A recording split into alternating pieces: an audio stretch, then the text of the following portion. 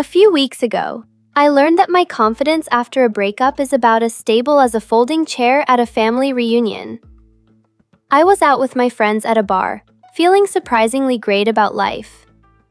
I had a new haircut, a new outfit, and, for the first time in months, I genuinely felt like I was doing fine. Maybe even thriving. That feeling lasted exactly until I saw my ex across the room. It wasn't even gradual. One second I was laughing with my friends, and the next my brain entered crisis mode.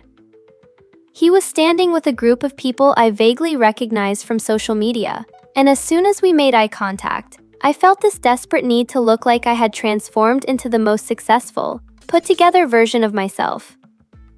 It wasn't enough to appear okay.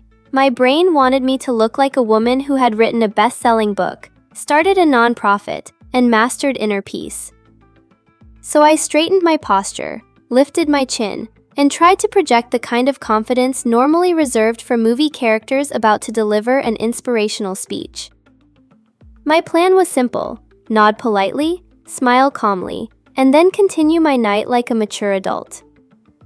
My brain, however, decided this was the perfect opportunity to sabotage me in every possible way.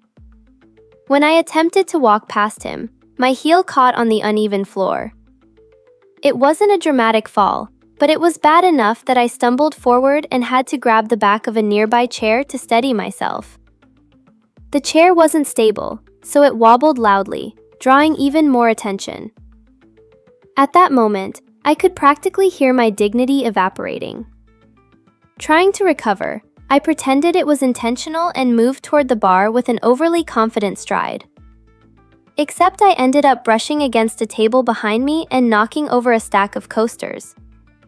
They scattered across the floor like confetti celebrating my humiliation. I felt my face heat up, but instead of walking away calmly, I overcorrected by acting extremely cheerful, as if nothing was wrong and I was thriving beyond human limits. Then came the worst part. For some reason, my panic-fueled brain decided that the best way to demonstrate how over him I was would be to appear like I was on a date. So I casually positioned myself next to the first person standing alone at the bar. I didn't look at him, didn't check who he was, I just acted like we were together. The problem? He was very clearly waiting for someone else, and within seconds it became obvious that I was unintentionally invading a stranger's personal space.